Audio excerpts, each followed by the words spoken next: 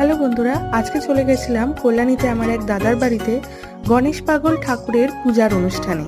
অনেকদিন পর পুরনো মানুষের সঙ্গে আলাপ হলে কথাবার্তা তো চলতেই থাকে এবং তারই ফাঁকে এই গণেশ পাগল ঠাকুর সম্পর্কে আমি জানতে পারি। এই ঠাকুর জন্মগ্রহণ করেছিলেন বাংলাদেশে।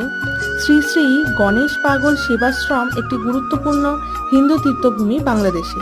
বাংলাদেশ ছাড়াও পশ্চিমবঙ্গের বর্ধমানেও গণেশের কুম্ভ মেলা অনুষ্ঠিত হয়ে থাকে, যেখানে বিভিন্ন ধর্মের মানুষ আগত হন এবং তাদের বিশ্বাস এই মন্দির দর্শনে বিভিন্ন বিপদ থেকে মুক্তি লাভ করা সম্ভব। ঠাকুর দর্শনের পর ভোগ হিসাবে পুরি, চানা মশলা, পোলাও, আলুর দম ও মিষ্টি আহার হিসাবে গ্রহণ করি। এছাড়াও ঠাকুরের জন্য আলাদাভাবে তৈরি হওয়া খিচুড়ি ভোগও আমি খেয়েছিলাম। খুবই সুন্দর হয়েছিল সবকিছু আয়োজনই। এই গণেশ পাগল পূজার অনুষ্ঠানে অংশগ্রহণ করে সত্যিই খুব ভালো লেগেছে। পরের বছর আবার যাওয়ার ইচ্ছা আছে।